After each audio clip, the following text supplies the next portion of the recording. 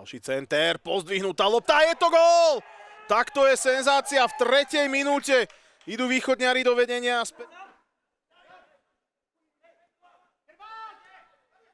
Ešte sa tlačí dopredu Marián Sabolčík. Sabolčíková strela na vzdialenejšiu žrť. Zasahovať musel Matúš Hudák. O krok bližšie k prvému miestu práve východňari. A môže byť horšie pre Stredoslovakov, pretože prichádza aj druhý gól.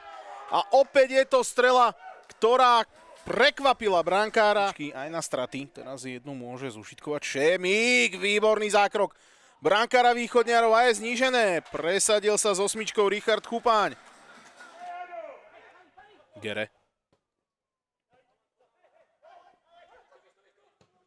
Ďalšia strela, tentokrát sa zaskvel Jakub Novák.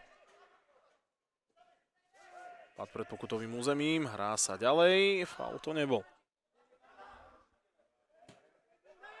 Práve prvý menovaný centruje a centruje na vzdialenejšiu žrť, kde si musel poradiť s Ďungelovým zakončením. Krát cez Hudáka nenašiel cestičku k zakončeniu. Ivanecký, má to na ľaváčku, Ivaneckého pokus, pozrite sa na to. Kuliak výborne. Andreja Chupáňa. Andrej Chupáň, jeho kľúčky. Tu je príležitosť pre Hudáka preveriť Dušana Dlugoša.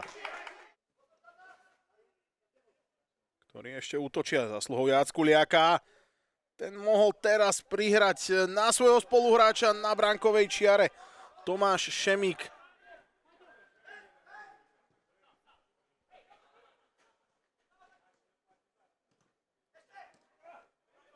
Ešte predsa len sa Stredoslováci dostanú do gólovky. Toto bol veľmi tvrdý pokus od Andreja Chupáňa.